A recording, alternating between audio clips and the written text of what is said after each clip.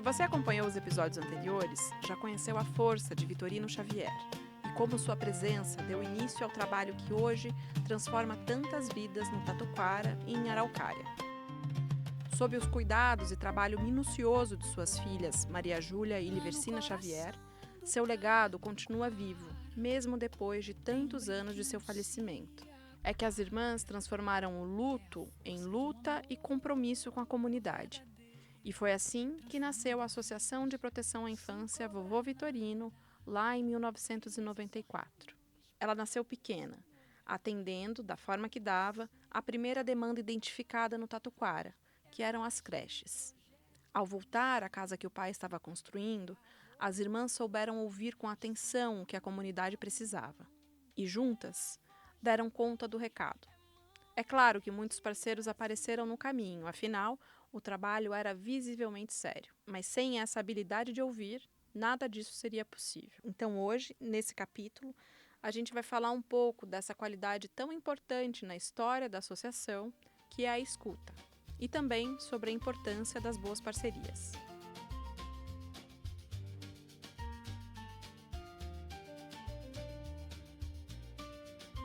A nossa viagem pela história continua. Vamos abrir um novo capítulo, o das iniciativas e projetos que marcaram a trajetória da associação e que começaram pela escuta ativa do que a comunidade tinha a dizer. Você aí sabe, todo mundo quer falar, ser ouvido, mas poucos querem de fato escutar. E olha, que aqui eu estou falando de escutar mesmo, escutar para entender. E não apenas para responder. Que exercício difícil é esse? Mas na associação, pelo que a história conta, a escuta foi e é uma das principais ferramentas de transformação da realidade. Eu falo isso porque foi a partir da escuta ativa, atenta, do que a comunidade tinha para falar, ou demandar, reclamar, sugerir, que a associação pôde se mobilizar para começar a ajudá-los. E foi assim nos anos seguintes, né? A associação foi crescendo junto com a comunidade e, como num game, iam passando de fase, vencendo as demandas, uma a uma. E após vencê-las, era hora de identificar então qual era a necessidade do momento.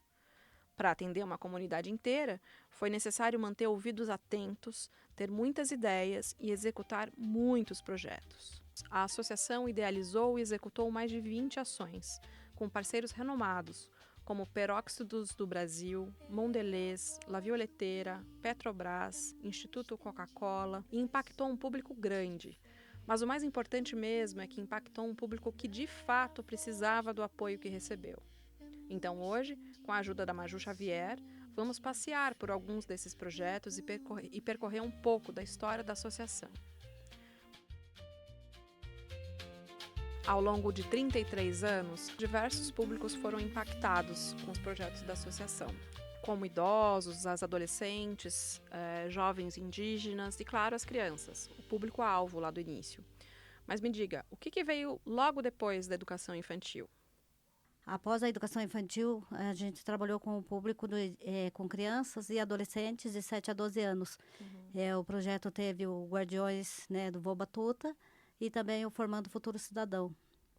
Agora, vamos falar de um dos projetos de grande relevância, que é o Reciclar é Viver. Eu gostaria que você contasse um pouco dessa história, porque é uma ideia maravilhosa e que leva alimento e cidadania para a comunidade, ao mesmo tempo que cuida do meio ambiente, né? Maju, como é que nasceu essa ideia do Reciclar é Viver e o que ele trouxe de mais marcante para a comunidade? Então, o projeto Reciclar é Viver, ele surgiu de uma necessidade da limpeza debaixo das torres aqui do bairro, né? Então, aqui na entrada do bairro só tinha uma entrada antigamente e debaixo da linha de transmissão, o pessoal jogava muito lixo ali debaixo, jogavam fogão velho, geladeira velha e tudo ali debaixo. Quem chegava aqui no bairro achava que chegou no outro planeta, né? Então, a gente andando ali pela comunidade, junto com o projeto comunitário da PUC, a gente começou a perceber que tinha muito lixo. Então, o que a gente fez? A gente começou a conversar com os moradores dali da rua. Só que a gente foi descobrir que o lixo nem era dos moradores, que eram pessoas de fora que traziam e jogavam ali. Então, daí a gente teve a ideia. Mas por que a gente não fazer um projeto para a gente recolher todo esse material? Só que, claro, para a comunidade tem que ter uma moeda de troca, né? A gente pensou, mas o que a gente vai fazer com esse lixo também, né? Aí a gente teve a ideia de trocar esse material reciclado por alimentos. Nesse primeiro momento foi uma catástrofe, né? Porque ninguém sabia o que era material reciclado e o que não era. Então, o que eles fizeram? Eles juntaram todo o lixo de lá, aí a gente marcou um dia de ação aqui no Vovô Vitorino, né? E aí a gente marcou, tipo, daqui um mês a gente vai fazer uma troca. Vocês vão trazer o material aqui e a gente vai trocar por alimentos. E aí a gente fez parceria com o Depósito de Ferro Velho, né? Aí nesse dia que foi marcado a troca, a comunidade veio em peso. Tanto é que teve gente que posou aí na frente com tanto material. E aí aí o caminhão veio com a balança, né, e tudo. E aí foi pesando esse material, foi vendo o que era reciclado, o que não era. E aí deu uma ficha social que era o valor que eles tinham para comprar em alimentos. Os alimentos, né, era 50% mais barato que o mercado e o produto deles também tinha um valor maior do que eles fossem vender no depósito. Então, para também valer mais o material deles, Vários né? incentivos. Sim. E aí foi muito assim bacana e teve muita adesão da comunidade. Né? Então, aí foi o início do reciclar. E aí, de 2 em 2 meses, a gente marcava sempre essa troca, né? Então, foi uma limpa geral no bairro. Então, eles limparam tudo. E tanto é que o bairro hoje é bem mais limpo, né? A gente quase não vê material reciclado jogado na rua. Só que daí, assim, a gente fez toda uma parte de conscientização com essas famílias. Né? A gente começou a mostrar para eles o que... Né? Então, papelão, latinha, alumínio. Então, aí a gente começou a trabalhar com eles para que eles trouxessem tudo separado. Né? Um saco de latinha, um saco de papel, um saco de... Né? Separado, porque cada coisa desses produtos tem um valor. Acho que na terceira, quarta troca que a gente fez, já estava totalmente separado o material reciclado. E tornou-se um hábito para a comunidade, né? Não vou jogar isso aqui porque isso aqui é dinheiro. Vale dinheiro. Sabe? Então, aí até hoje, né? Esse projeto já tem quase 20 anos aí na comunidade e é um projeto que cresceu muito. Aí outras comunidades começaram a ver, né? Outros bairros, por que você não vem fazer essa troca aqui? E aí, né, como que a gente ia fazer em outro lugar se a gente não tinha como levar os alimentos e até como ter esse ponto de troca, né? Aí eu tive a brilhante ideia de montar um mercado itinerante. Dentro de uma Kombi, a gente montou um mercado com todos os produtos. E aí a gente começou a ir nas outras comunidades. A primeira comunidade que a gente foi Caximba. Né? Aí fizemos a troca lá, também foi da mesma forma, porque as pessoas não conheciam o que era o material reciclado. Então, foi um bom tempo, assim, de conscientização com aquela comunidade, né? E aí, depois do Caximba, a gente foi seguindo. Hoje, a gente está em 16 pontos de troca. Então, isso cresceu demais, né? A gente teve 2 premiações com esse projeto. Troféu Zilda Arnes, né? Na educação ambiental. Nós fomos 2 anos consecutivos, né? No primeiro ano, a gente ficou em segundo lugar. E no outro ano, a gente recebeu, né, o prêmio de primeiro lugar de educação ambiental. Outro projeto que existe até hoje é o de fortalecimento de vínculos, que começou como Formando o Futuro Cidadão, foi transformado em Guardiões do Vovô Batuta, em parceria com o Ministério Público, e hoje continua como fortalecimento de vínculos. Quais as transformações que ele promove e como que ele é viabilizado ainda? Então, são crianças de 7 a 12 anos, né? É no contraturno escolar, então um período eles vão para a escola e outro período eles vêm para cá. Né? Então, os Guardiões do Vovô Batuta foi um projeto patrocinado pelo Ministério Público, né? E um projeto, assim, que foi muito bacana aqui na comunidade. Porque a gente trabalhou toda a questão também ambiental, a gente trabalhou a questão dos animais, a responsabilidade com os animais. E, inclusive, a gente fez comedouros, distribuímos nos comércios. Que legal. Então, foi um projeto, assim, muito lindo. Só que, quando a gente estava, acho que na metade do projeto, veio a pandemia. E a gente teve que parar daí com o projeto, né? E aí, retomamos agora, acho que o ano passado, a gente retomou ele com as atividades que a gente tinha proposto, né? Que ele era um projeto, assim, muito completinho. Ele tinha toda essa parte da educação ambiental, do cuidado com os animais, das crianças serem solidárias. Né? A gente fazia campanhas de latinha, e aí essas latinhas eram foram vendidas e a gente levou para um asilo. Tudo, foi feito um lanche daí no asilo com as crianças, mas eles mesmos que arrecadaram, Que legal. sabe, os alimentos. Então foi assim bem legal, né? E era um projeto muito, muito 10 mesmo. E daí tinha uma questão da mala viajante, que eles levavam para casa, o livro, eles liam, faziam um diário. Nossa. E aí isso era discutido na sala, sabe? Era um projeto assim muito bom mesmo, né? Mas hoje o fortalecimento de vínculos, como a gente está com 2 casas com crianças, né?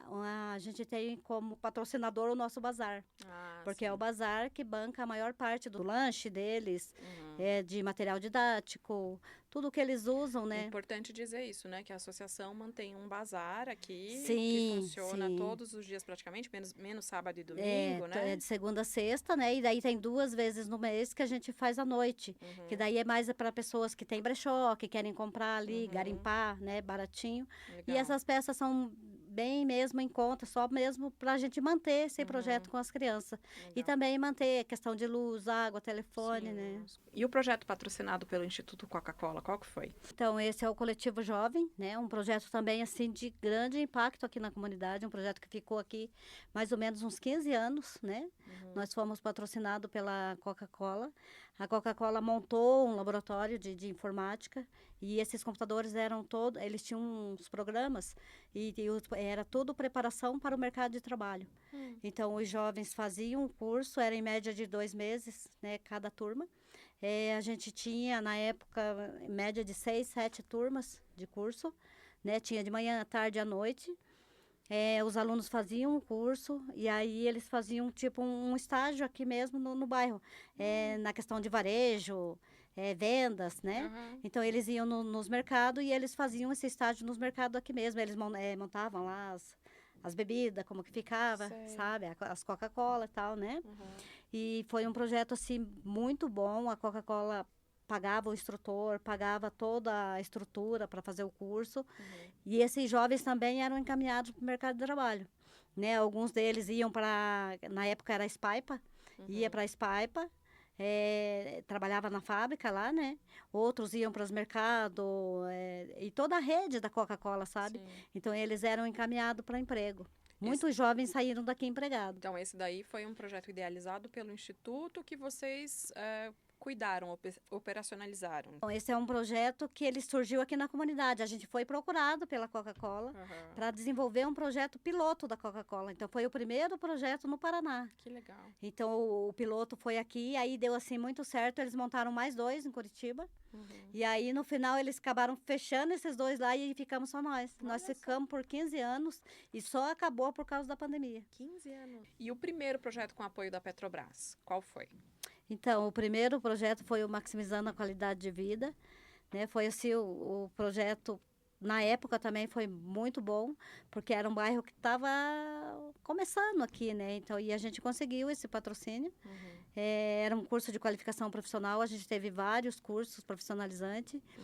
Muitas pessoas na época também conseguiram emprego, então foi um projeto assim bem bacana. E tanto é que a gente é parceiro até hoje, né? Eu sei também que vocês já fizeram, por uma demanda da comunidade, como sempre, projetos voltados ao público feminino. Pode falar um pouco deles, Maju? Então, né, a gente sempre teve essa conversa com a comunidade, né? Todos os projetos que a gente fazia, no final a gente já fazia uma avaliação. O que mais que vocês interessam? Né? Que tipo de curso que vocês querem? Né? O que vocês querem fazer? E aí surgiu esse projeto, né, que a gente fez dentro de uma aldeia indígena, que era o empoderamento das mulheres, se não me engano. Das mulheres indígenas. Mulheres indígenas. Então, a gente fez, conseguimos daí um patrocínio do Instituto FAR, e a gente fez esse projeto dentro de uma aldeia indígena, né? Só que daí, como a gente já trabalhava também com a reciclagem, o que a gente quis fazer com esse projeto das mulheres? A gente quis levar algum artesanato que misturasse com o artesanato indígena e o artesanato que usasse alguma coisa reciclada. Né? Então, o que a gente teve a ideia de fazer banco com pneu, fazer mesas, sabe? Tudo com pneu. Tudo com pneu. Então, a gente usou os pneus e usamos as caixas de leite. Então, com as caixas de leite, eles fizeram um vaso. Então, esses vasos eram todos decorados, Nossa, ficou muito legal, sabe? E aí a gente tentou também inserir ali o artesanato indígena. Então, nas cadeiras, eles faziam aquelas redes, aquelas coisas, né? Uhum. Tudo da arte indígena. Nossa. E aí, dentro desse projeto também, a gente trabalhou a questão da mulher, da violência. Então, ali dentro da oficina mesmo, a gente inseriu várias palestras com eles, né? E foi muito bacana. E aí, no final, foi feita uma exposição, né? Do que elas Dos produziram? que elas produziram. Na época, foi vendido muitas cadeiras de pneu, sabe? Porque ficaram muito bonitas, né? Sim. E eles aprenderam a fazer isso lá dentro mesmo da aldeia. Até hoje a gente tem a parceria com a aldeia, a gente desenvolve alguns projetos lá. Inclusive a gente tem agora para as meninas indígenas, né? Ah, Na é área de verdade. programação. E tem também Adolescer Menina Mãe, né? Que é lá de 2009, certo? Sim, o Adolescer Menina Mãe é um projeto também que tinha o patrocínio da Eletrosul, Hum. né? Então era um projeto que a gente quis trabalhar as pessoas da terceira idade junto com as meninas grávidas. Eram meninas na época de 14, 15 anos, né? Então a gente tinha bastante, acho que eram umas 25 meninas mais ou menos, e umas 25 idosas. Então o que a gente fez? A gente uniu o grupo, as idosas ensinavam elas a fazer casaquinho, sapatinho e fazer ali todo o enxoval do bebê, Uhum. né? E a Eletrosul entrou com o patrocínio de comprar os materiais, tipo lã, tecidos para elas costurarem. Então daí elas faziam os pijaminha, faziam as roupinhas, sabe? Porque daí as idosas, como eram costureiras, né? Sim. E ajudavam elas a fazer todo o enxoval. Então, elas ficavam ali, era uma vez na semana, elas se reuniam no período da tarde, e elas faziam todo o enxoval, né? Então, quando elas saíam dali e iam ganhar o bebê, Pronto, ela estava tava pronta, prontinho. sabe? Com É. todo o enxoval. E foi um projeto, assim, bem bacana também. É claro que daí a gente também tinha a parceria da saúde, a saúde fazia toda a parte ali de prevenção. Elas vinham e acompanhavam todo o pré-natal, então toda essa questão de saúde mesmo da Uhum. adolescente, né? Uhum. E aí a questão da vacina, depois que o bebê nasceu, e assim foi, sabe? E é um projeto também assim que durou acho que uns 3, 4 anos. Ou seja, mais um projeto que vocês fazem que é completinho, né? Sim, era um projeto muito bacana. E aí, inclusive, a gente recebeu uma certificação da ONU, né? Por cumprir ali os objetivos do milênio, né? Ah, que Da, lindo. da gravidez na adolescência. E aí a gente começou também a trabalhar com as escolas, Uhum. né? Então a gente ia nas escolas com palestra, com várias coisas, né? E depois, mais tarde, dentro do Interação, a gente tinha uma oficina que era só para gravidez na adolescência na parte de prevenção. Uhum. Então a gente fez dentro das escolas toda essa prevenção daí com as meninas. Agora, um outro momento marcante para a associação, como foi para todo o país, foi a pandemia. Como foi viver esse momento de tanto medo e, ao mesmo tempo, de tanta necessidade da comunidade? Sim, na pandemia foi uma coisa assim que pegou todo mundo de surpresa, né? A gente não esperava. A gente estava trabalhando com a educação infantil e de um dia para o outro a gente teve que parar com tudo, né? E Uhum. aí a gente parou, mas só que daí veio o problema e daí essas famílias vão sobreviver de quê, É, né? pois é. Tá todo mundo em casa, pessoas desempregadas, as crianças daqui, né, que comiam aqui, daí vamos fazer o quê, né? Uhum. E aí surgiu a ideia da Petrobras, né, de Uhum. fazer um projeto aqui com a gente. E também porque na época a gente era a única associação que tinha documentação e que podia fazer essa parceria, Uhum. né? Então, como a associação nunca fugiu da raia, então não era ali que a gente Sim, ia fugir, né? sim. Então, a gente assumiu esse compromisso de atender, na época, 3.000 famílias. Então, foi, assim, um Uau. desafio enorme, porque, né, a gente nunca trabalhou com um público, assim, tão grande e numa pandemia, né? Sim. Mas, assim, a gente foi muito, como eu posso dizer, abençoado, porque, né, a gente que estava na linha de frente, nenhum de nós pegamos o Covid, graças a Deus, Uhum. né? Até que chegou a vacina e a gente andou pela comunidade toda, né? Suprindo ali as necessidades emergencial das famílias, né? Diz que a fila era enorme, E né? era enorme, então, e a gente atendeu os 7 CRAS daqui do bairro, né? Meu Então, e Deus. essas famílias só podiam receber a cesta e o kit de higiene e o gás se elas fossem cadastradas no Cadastro cadastro único. único. Então, elas eram encaminhadas pelo CRAS. Uhum. Né? Então, foi um desafio assim, muito grande, né? E a gente teve que montar uma equipe muito rápido para poder suprir essa necessidade de emergência das famílias, né? Uhum. E isso a gente trabalhou por 2 anos com as famílias, atendendo, sabe? E a gente teve esse suporte, assim, da Petrobras, de outras empresas também, né? Porque aí aquelas famílias que não tinham o cadastro único, e daí como que ia ser atendido? Então a gente teve que ainda também Não que dava para correr. deixar ninguém para trás, Não, né? e a gente teve que correr, né, com voluntários, com outros recursos, né, para poder atender todas essas famílias. A associação não parou em nenhum minuto. Todos os dias, de sol a sol, lá estão elas, ouvindo, refletindo, criando e executando ações que têm se mostrado fundamentais para a comunidade. Nos últimos anos, no entanto, o alcance dessas ações se multiplicou. Era chegada a vez do Despertar para a Autonomia 1 e 2, realizado em parceria com a Petrobras, através do programa Petrobras Socioambiental. Esse projeto está transformando a realidade de muitas pessoas. Mas calma, todos os detalhes do Despertar 1 e 2 ficam para o próximo episódio. Hoje, revisitamos alguns projetos que fizeram e fazem parte da Associação de Proteção à Infância Vovô Vitorino, dos primeiros passos com as crianças até a pandemia. Como eu disse há pouco, no próximo episódio dessa série, vamos mergulhar no histórico do Despertar para a Autonomia, saber como ele funciona na prática, conhecer um pouco dos bastidores e ouvir depoimentos de participantes que estão transformando suas vidas. Enquanto isso, siga a gente nas redes sociais e acompanhe as novidades. Até já! Obrigada por ter ficado até o finalzinho deste episódio do quadro Vovô Vitorino, uma história viva do Pode Despertar. Esse podcast foi idealizado por Amanda Santana e faz parte do projeto Despertar para a Autonomia 2, realizado pela Associação de Proteção à Infância Vovô Vitorino, em parceria com a Petrobras, através do programa Petrobras Socioambiental.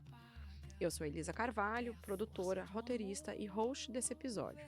O audiovisual fica por conta do Gadiel Oliveira. Siga a gente nas redes sociais e fique por dentro de todas as novidades. Até o próximo episódio. Um futuro nascendo em cada lar. É mais que um projeto, é missão. É a Vovô Vitorino estendendo